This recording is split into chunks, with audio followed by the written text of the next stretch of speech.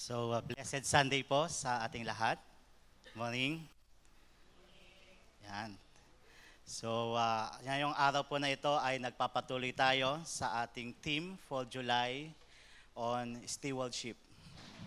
Ang ating pong goal sa ating theme na ito ay mas matutunan pa natin kung paano tayo magiging faithful stewards of the Lord. Bilang mga katiwala ng Panginoon, ang nais natin ay maging faithful sa paggamit ng ating time as well as our treasure, such as money and other financial matters. Today, let's culminate our month-long sermon series with a message about stewardship of another T, which is talent. Para madaling matandaan, tatlong T ang ginawa natin. Time, treasure, and now talent. According sa dictionary, a talent is the natural endowments of a person. Ibig sabihin, it is generally believed that when a person is born, may taglay-taglay na siyang talento o natural na kakayahan o natural endowment nga. Siguro, yun yung mapapansin natin, no? Yun ang dahilan kung bakit mayroong ipinanganak na habang lumalaki, napapansin natin maganda pala yung boses niya. Di ba? So lagi siyang pinapakanta sa pag nagkakatipon-tipon kasi maganda ang boses ng batang ito. Mayroon naman kinakikitaan na ng kahusayan sa pagsayaw. Napapansin natin galing-galing ng sumayaw o kaya mahilig mag-drawing at magaganda naman yung drawing sa murang edad pa lang. So nagpapakita iyon na may iba't ibang talento ang bawat tao na innate o taglay-taglay na niya sa umpisa pa lang. Now, when we become Christians, nabuksan ang ating kaisipan at pananaw na ang mga natural skill or ability na nakikita natin sa mga tao at maging sa ating sarili ay gift o biyaya pala na galing sa Panginoong Diyos. Ibinigay niya ang mga talento dahil mayroon siyang layunin sa pagbibigay ng mga iyon. And since the Lord has gifted every person talents and special abilities, inaasahan, there's an expectation, inaasahan na gagamitin ng mga tao ang mga kakayahan na iyon ayon sa kung ano ang pakay ng Diyos, kung bakit niya ibinigay ang mga talentong iyon. So kaya naisip natin, para saan nga ba at nabiyayaan siya ng magandang tinig at boses? Diba? Bakit nga ba may mga taong kay husay nila sa pagluluto? Ako konting asin lang, ang alat-alat na. Pero siya parang may ganun-ganun pa. Ano nga ba ang dahilan kung bakit ang isang tao ay epektibong nakakapanguna sa isang grupo o organisasyon? Kahit ang dami-daming mga issue sa buhay niya. Sa araw-araw nating pamumuhay, napapatanong tayo, bakit nga ba may sarili-sarili tayong talento at galing? At dahil magkakaiba tayo ng mga talento at kakayahan, siguradong may dahilan at layunin ng Diyos kung bakit hindi niya ginawa na magkakapareho ang ating mga galing at kayang gagawin. Ano nga ba ang dahilan at layunin na iyon? That is the goal of today's sermon, which is about faithful stewardship of the talents that God has endowed on each one of us. Ating alamin ang mga katotohanan tungkol sa pagbibigay niya ng talento sa bawat tao na makakatulong sa atin, lalo na sa ating mga Kristiyano, upang tayo ay maging mabuting katiwala ng ating Panginoon. Di ba sinimulan natin na yon sa unang linggo? Faithful stewards of the Lord. And then inisa-isa natin yon, time and treasure, and this time, talent. So, muli, iniimbitahan ko ang lahat na tumayo as our respects sa salita ng Panginoon. For our scripture reading, let us read from Ephesians chapter 4, verses 7 to 13. Ang sabi po dito, but to each one of us, grace has been given as Christ apportioned it. This is why it says, when he ascended on high, he took many captives and gave gifts to his people. What does he ascended mean? Except that he also descended to the lower earthly regions. He who descended is the very one who ascended higher than all the heavens in order to fill the whole universe. So Christ himself gave the apostles, the prophets, the evangelists, the pastors and teachers to equip his people for works of service so that the body of Christ may be built up until we all reach unity in the faith and in the knowledge of the Son of God and become mature, attaining to the whole measure of the fullness of Christ. Ang lahat nawa ng may pandinig ay makarinig sa salita ng Panginoon. Maaari na po tayong maupo.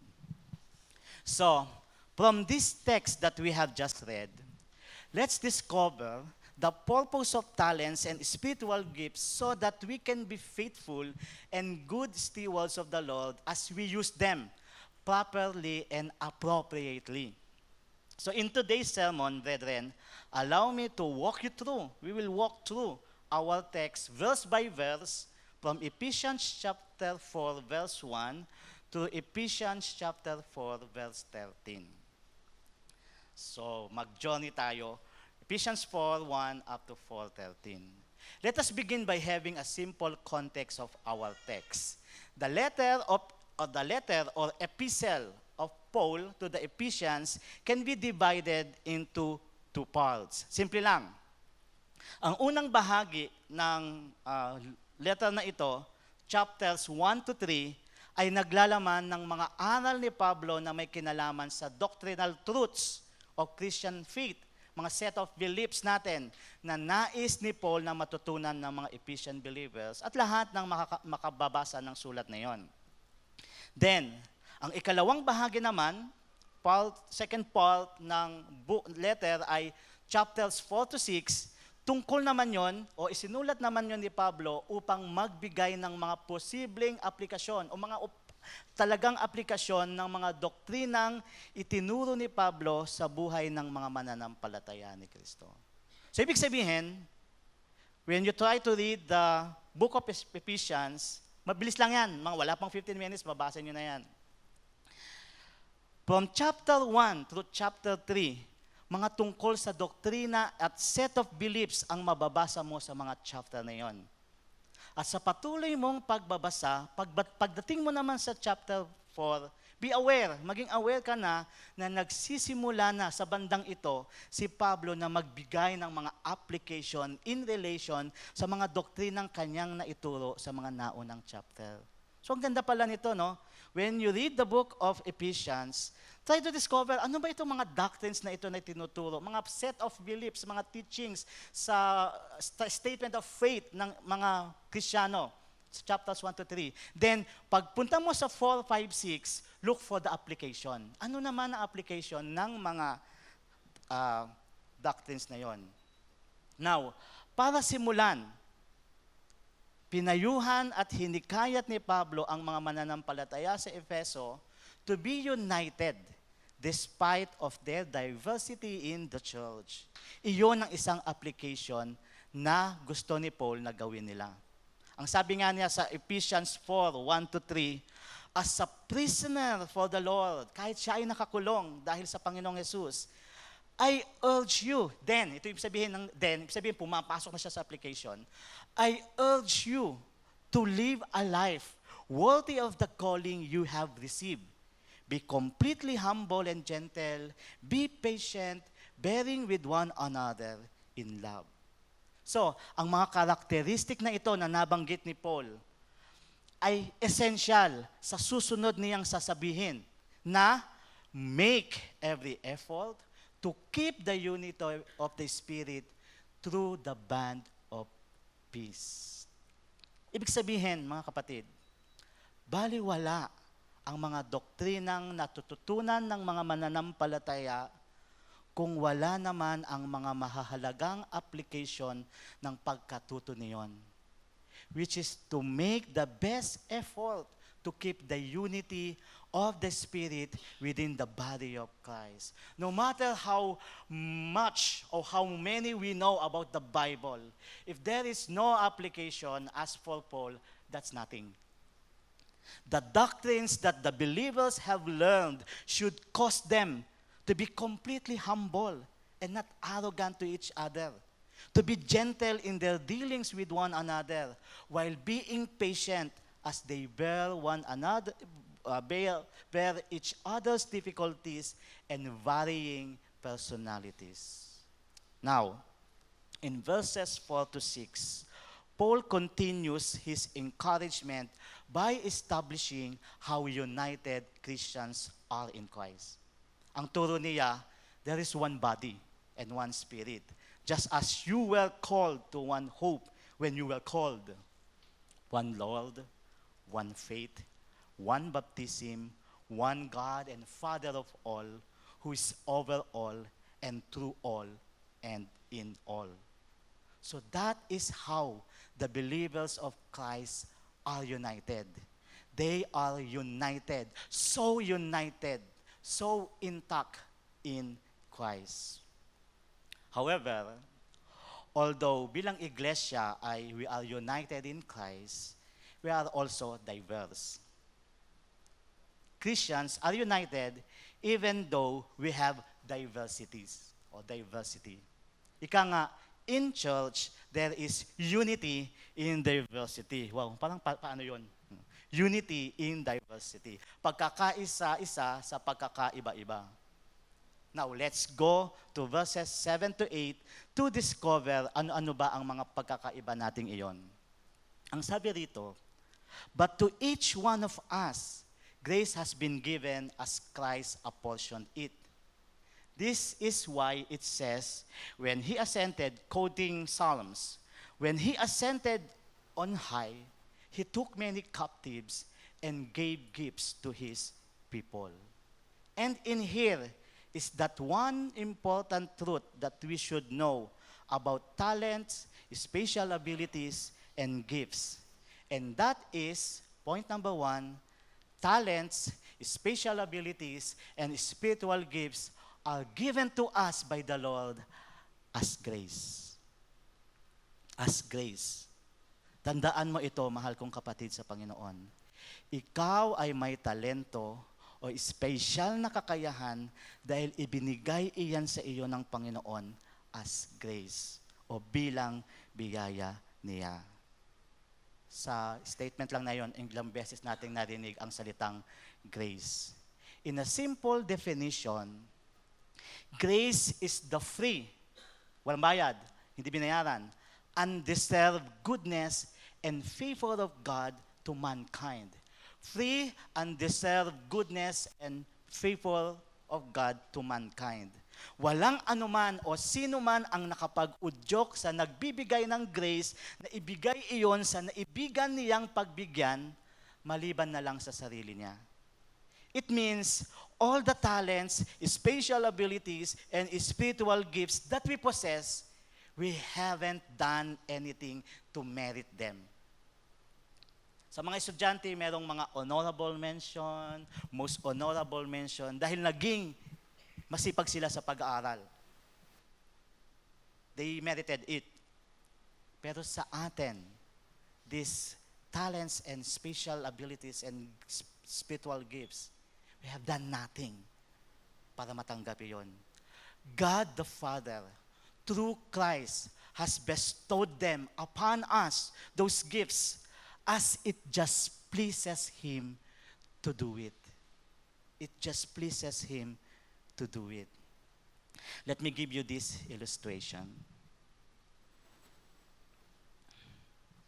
From time to time, nagkakaroon ako ng pagkakataon na makauwi sa bahay namin sa Malolos. So, hometown ko. For a special reason, kung may kailangan o kaya may kailangan akong aasikasuhin. Actually, it was our family's house. Doon ako dati nakatira, pero nang magpastor na, natira na ako sa parsonage provided ng simbahan. Ngayon, yung mother ko kasama ang dalawang kapatid ko ang nakatira doon.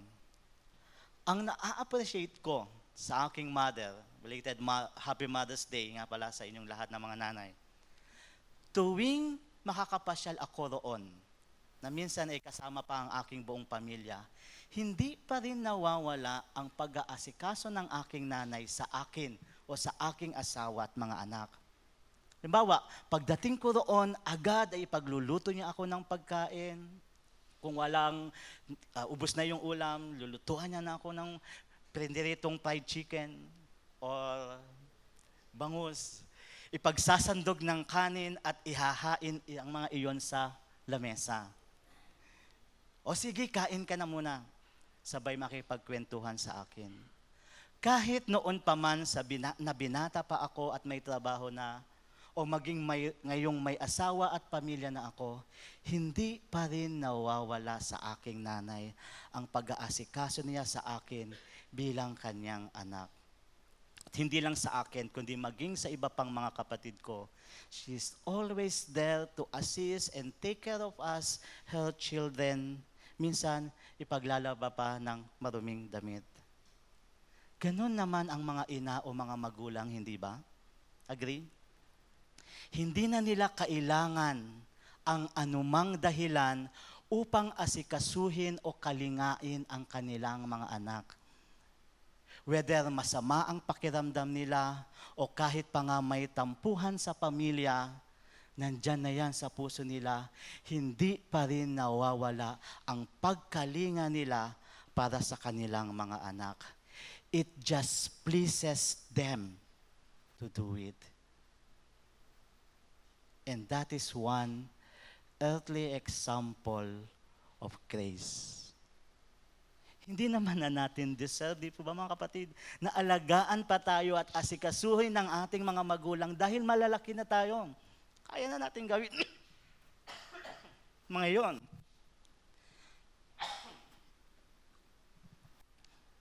Pero ginagawa pa rin nila yung mga bagay na iyon ng maluwag at magaan sa kalooban basta may pagkakataon. They just love doing it. They just love taking care of their children. What a pleasant grace. Now, brethren, meditate on this. If the grace we receive from our parents causes us to deeply appreciate them, how much more so if the grace comes from God the Father. The Word of God says, to each one of us, grace has been given as Christ apportioned it. You have been given grace, kapatid. Special gifts such as talents and abilities. Ano ang magiging tugon mo roon? The best response that you can do for that undeserved favor is gratitude. To be grateful as you commit to being faithful steward of those God-given talents and special abilities that you have, na napapakinabangan ng inyong kumpanya, na napakinabangan ng inyong komunidad. Be grateful to our God as we see kung paano iyon umuunlad. Pansinin pa natin ito, mga kapatid. Ang sabi, to each one of grace has been given as Christ apportioned it. Take note, the special gifts that God has given you are according to Christ's apportionment. Paano yon? Raise up for another illustration. Nung kabataan nyo ba, bago kayo tumuntong ng elementary, ito ang tanong, magkano ang pinakamalaking na aginoldahan ninyo nung Pasko? O tuwing Pasko? Diba? Pag bata ka, diba? Ito na pa aginoldahan ko, binibilang-bilang mo pa. Sa ating mga bata noon, hindi ba, Christmas is the most wonderful time of the year kasi excited tayo na mag-ikot-ikot, magmano-mano, kung kani-kanino para makakuha ng mga aginaldong malulutong na perang papel, na uutangin lang naman ni nanay. Ay, ugot. Well, when I was a child, mayroon akong tito na taon-taon ay nagbibigay ng aguinaldo sa aming magpipinsan. So tuwing Pasko, reunion namin doon sa bahay ng aming lola. So maaga pa lang, naabang-abangan na naming magpipinsan yung pagdating ng aming tito na iyon sa bahay ni lola.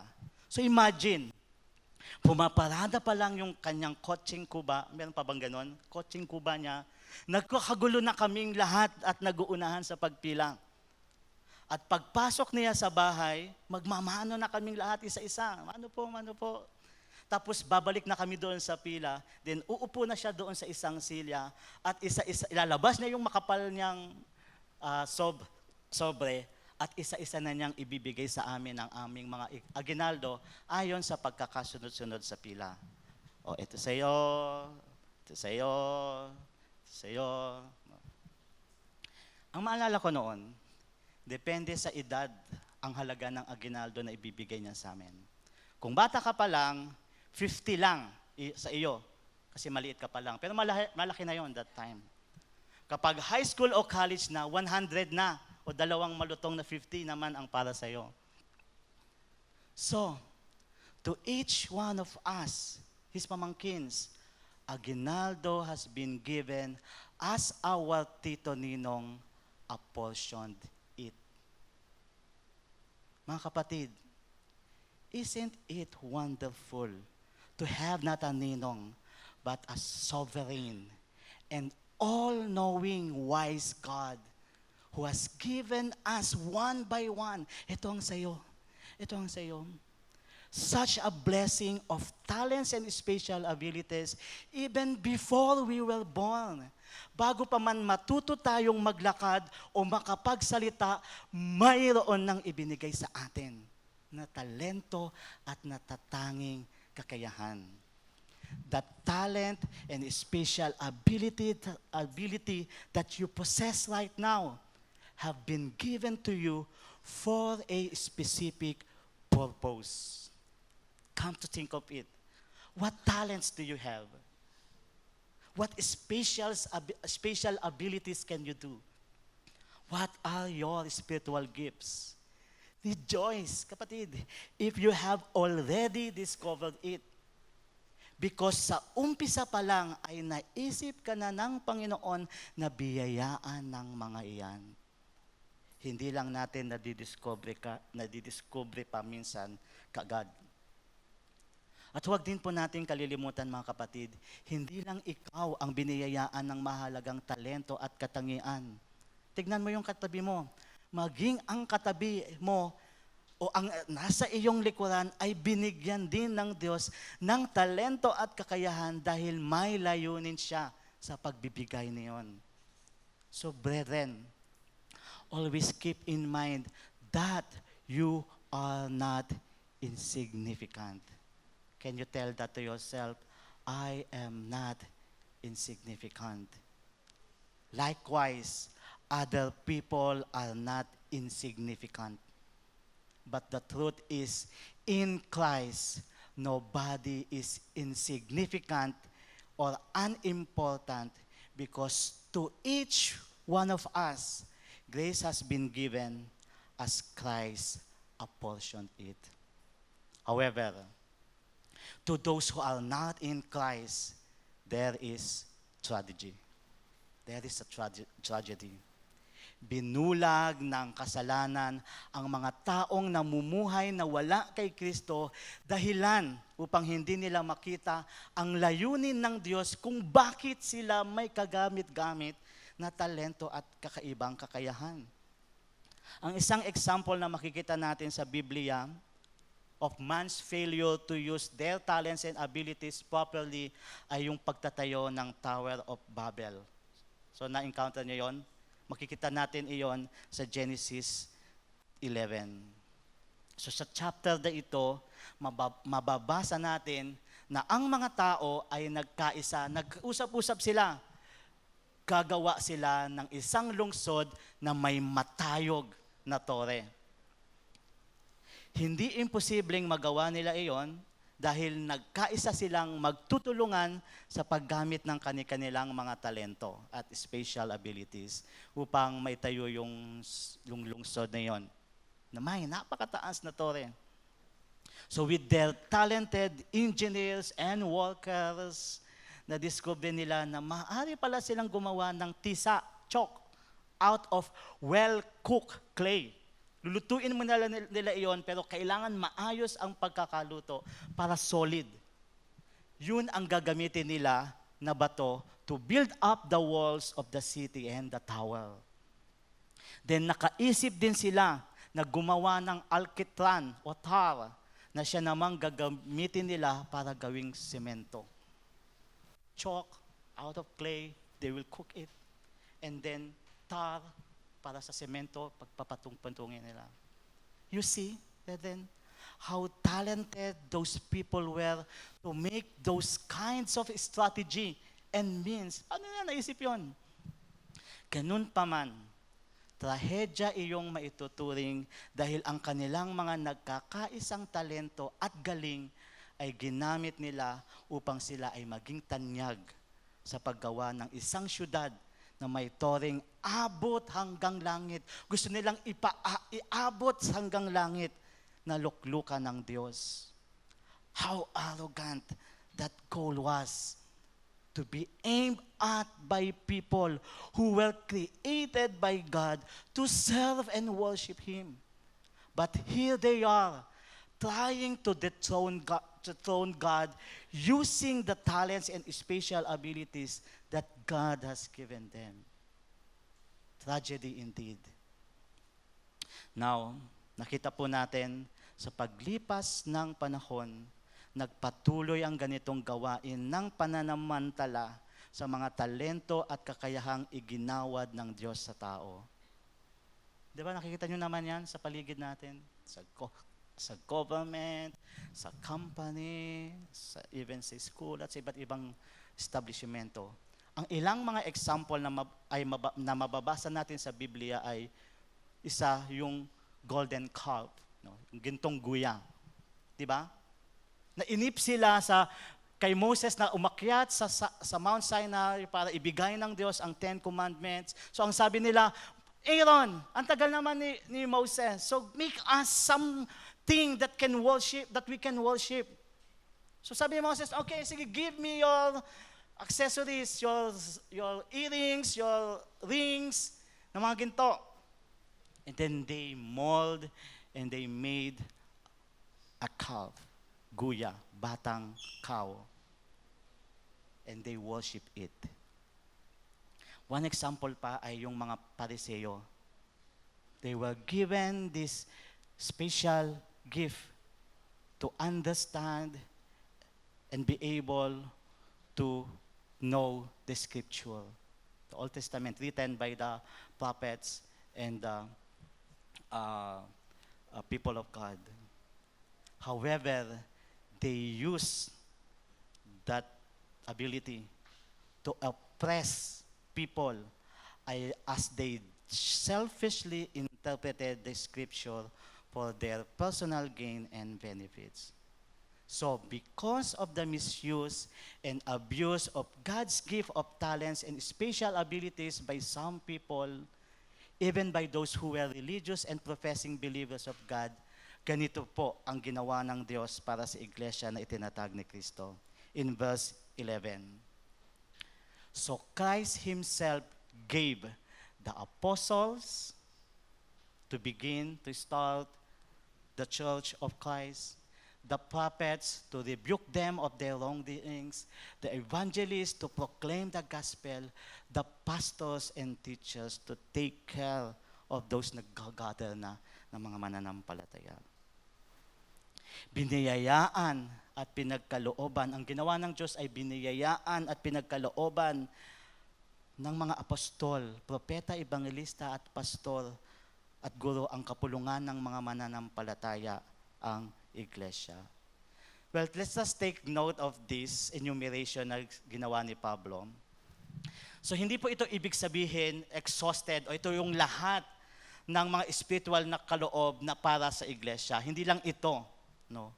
kundi nag-focus lang dito muna si Pablo sa mga spiritual gifts na ang primary purpose ay to minister the word of God. So yan yung kanilang abilities and talents and gifts to minister the word of God. Christ has given those people, God chose them who are with special gifts and gave them to the church for a specific purpose. May dahilan.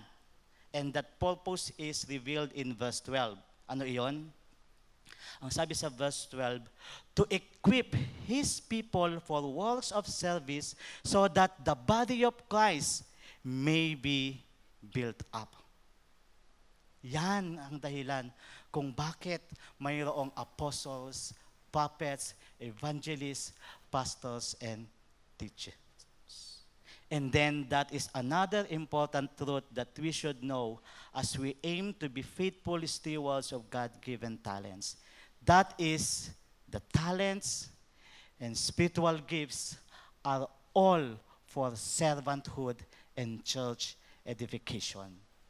Yan ang purpose why you have such talents and special abilities.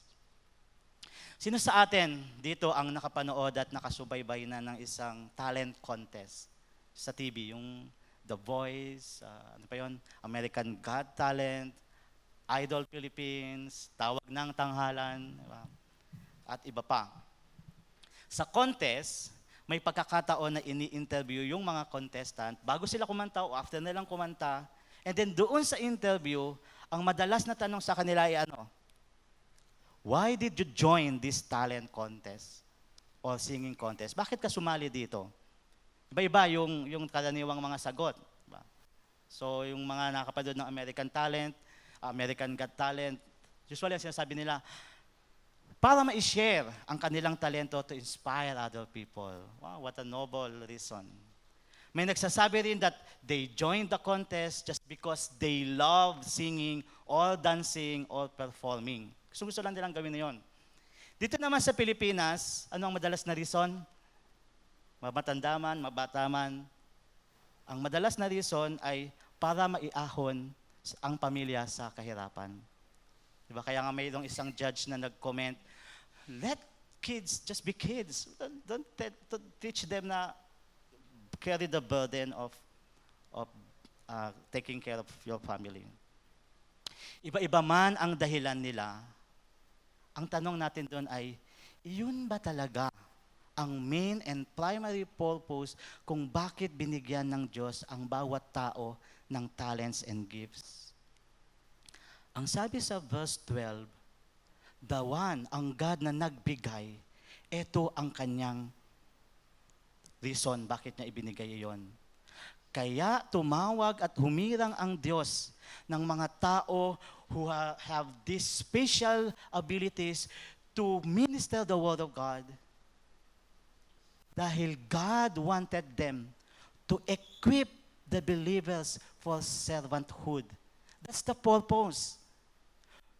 You have these special abilities to easily understand the Word of God and deliver it to them so that makakaya nilang i-equip ang mga believers for servanthood, for works of service. Kaya sa isang iglesia, the preaching, the teaching, the visitation, and all the pastoral ministries that the pastor is doing should all be meant for equipping the believers to be faithful servants, stewards of the Lord. It's not just, okay, let's visit the members, or let's have these activities, or let's have this fellowship. Everything of it, everything na program ng ating ginagawa, ano man ang ibinibigay sa atin, it should be meant for the equipping of God's people for works of service. That is why, mga kapatid, there are two essential mindsets na dapat mayroon ang bawat miyembro ng isang iglesia kasama ang kanilang pastor o mga leader. Ang unang mindset ay every pastor and every spiritual leader of the church must be equippers. They should equip the congregation of believers for works of service. Kaya nandyan sila sa pagiging pastor o nandyan sila sa pagiging leader because they have been equipped already with something that can use to equip others too. That's the first mindset. Ang ikalawang mindset ay every member is a minister or a servant, including the pastor and the leaders. Dahil nga we are all members of one body. Ang bawat isang membro, kabataan man o may edad na, ay naniniwala na siya ay tinawag ng Diyos upang maglingkod. That's the purpose why we come here. We want to learn, we want to be equipped, we want to be trained. Paano tayo maglilingkod sa Panginoon? Pastor, saan ba ako maaaring magamit ng Panginoon dito sa church? Ang palagi dapat nating tanong.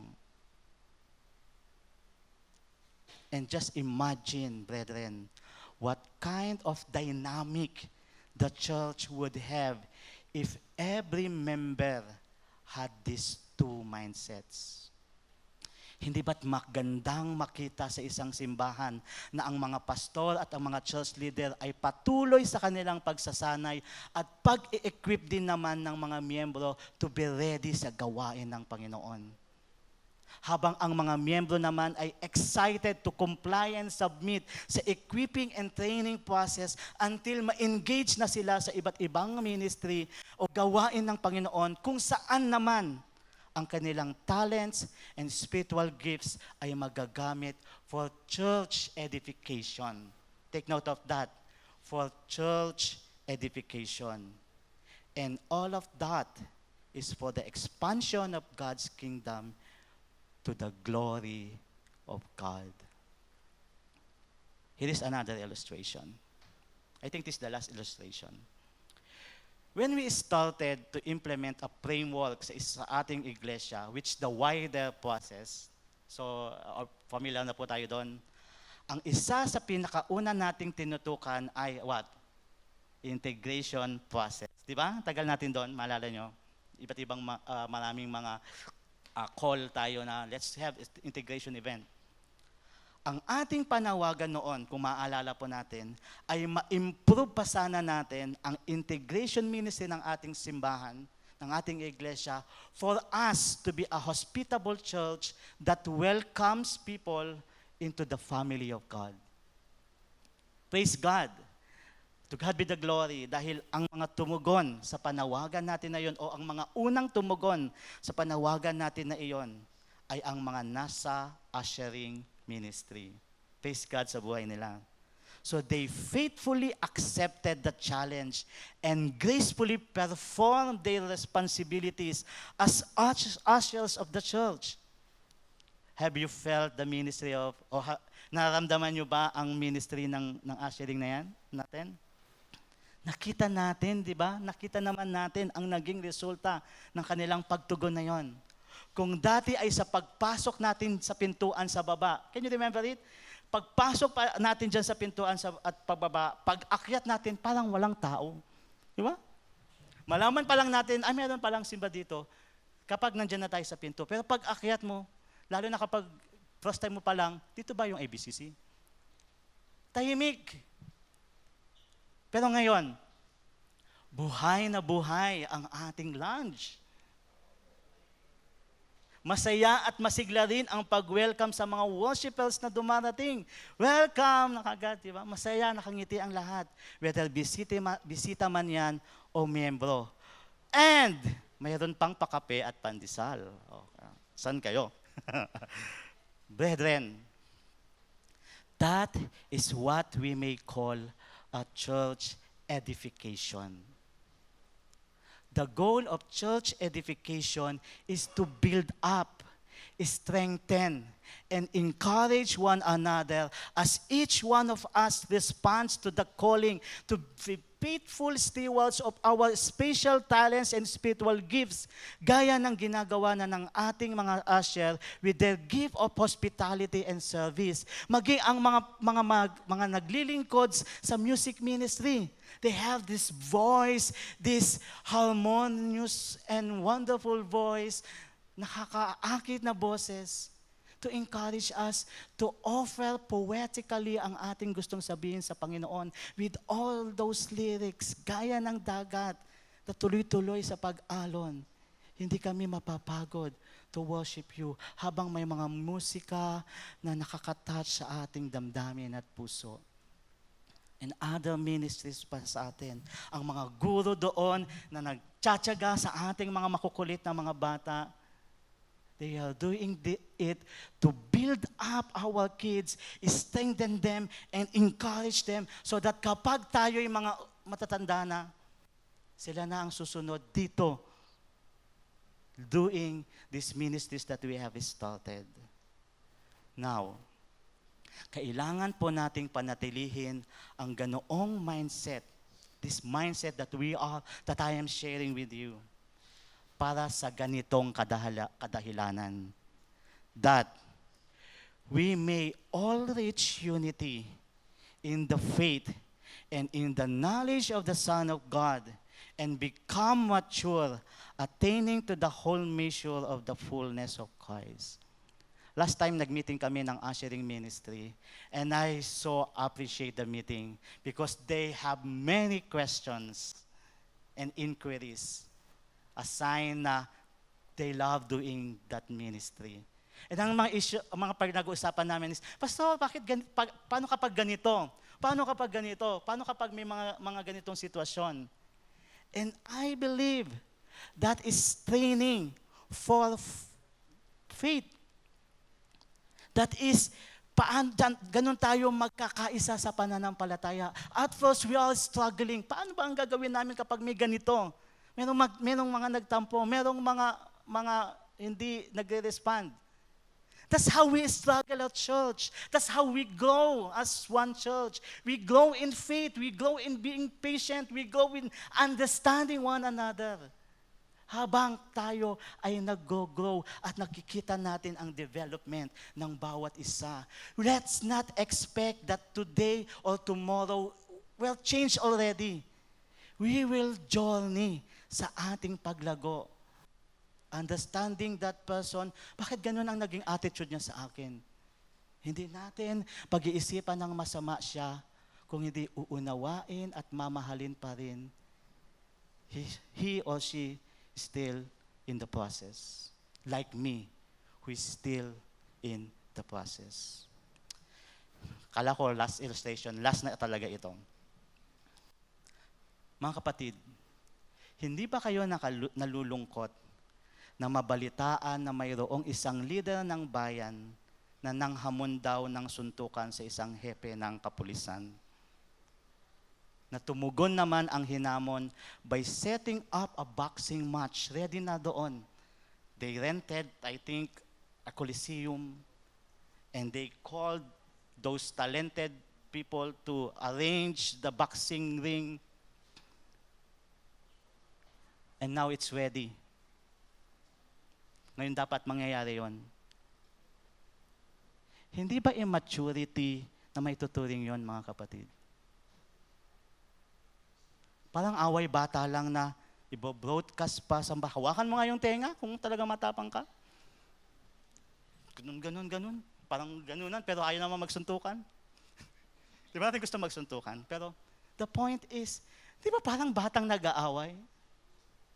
I-broadcast pa sa sambayanan kung paano ang dalawang leader ng bansa ay magsusuntukan habang mayroong mga mayayaman na nag-donate para magsuntukan sila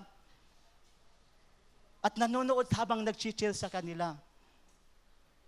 My fellow Christians, it should give us burden and hurt. Masaktan dapat tayo doon o maburden dapat tayo doon. At mag-isip, how can we help us as church para hindi naman na ganoon mangyari sa ating mga leaders ng bansa? Ang isa pang katotohanan sa layunin ng Panginoon sa pagbibigay niya sa bawat isa sa atin ng mga mahalagang talento at natatanging kaloob ay para dalhin tayo niyon mula sa pagiging immature patungo sa maturity. And this is the last point. Talent, special abilities, and spiritual gifts are given for the believer's maturity in Christ. That's why you have been given this wonderful voice. That's why you have been given this awesome and pleasant hospitality and all those financial blessings that you can give. Because we need to be more mature. Mag-mature tayo sa ating pananampalataya kay Kristo. Mga kapatid, while you are being equipped for works of service, as you perform your duties and responsibilities as one of the ministers and servants sa Iglesia ng Panginoon, mapa-leadership man iyan, o sa hospitality, o maging sa singing, o making music man, o ano pa man yan, sa pagtuturo, o mentoring man, it should lead every one of us toward becoming more like our Lord Jesus Christ. Hindi yan mapamper tayo, ay, nagtampo na naman ang kapatid natin. Sige nga, bisitahin natin. Well, it's good to visit them. But let's help them to be more mature so that next year or 2 years after or 3 years after, hindi na siya ganun matampuin. That's why, my friend, if you want to know and check kung ikaw ay nagiging mabuti at talagang tapat na nakatiwala ng Panginoon, look for someone or a group of people that you believe is matured enough and ask them if nakikita na ba nila ang pagbabago sa iyo, na ikaw ay nagmamature na sa iyong pananalita, pag-uugali, pag-ibig, pananampalataya, at malinis na pamumuhay. Actually, that's the first time nga ng maturity in realizing I need somebody to help me grow. Instead of I will hide and I will not let them know that I am weak and I have no problem with my attitude and behaviors. That's still immaturity. Listen, bilang conclusion mga kapatid, listen to this wonderful testimony from verses 9 to 10 para sa paglalim pa ng ating pananampalataya sa Panginoong Hesus. That when Christ incarnated, nang siya ay maging tao, from the highest of heavens, He descended into the lowest region, namely to the earth. And here on earth, He suffered, He bled, died, and buried. However, He didn't remain in the bosom of the earth. He defeated death and rose again. And so, He who descended is also the very one who ascended higher than all the heavens in order to fill the whole universe with His majesty, glory, and amazing grace. And when He ascended on high, He took many captives and gave gifts to His people. This is the testimony that we believe. On this truth where we stand. And from here, we will continue moving on as we become more and more mature. And so, brethren, this is the challenge for each one of us. Maya't maya na ang kaguluhan sa ating paligid. May kauusbong lang na hidwaan sa pagitan ng dalawang bansa, Cambodia at Thailand. Indeed, the days are getting more and more evil. Ngunit marami pa rin, brethren, marami pa rin ang hindi nasasakop ng kaharian ng ating Panginoon. Kaya, wala na tayong panahon para manatili pa sa pagiging immature natin. We need to go deeper pa sa ating faith upang makapag-akay pa tayo ng marami tungo sa paglalim din nila sa pananampalataya. We need to be further equipped how to effectively witness the power of the gospel and courageously reach out for more souls.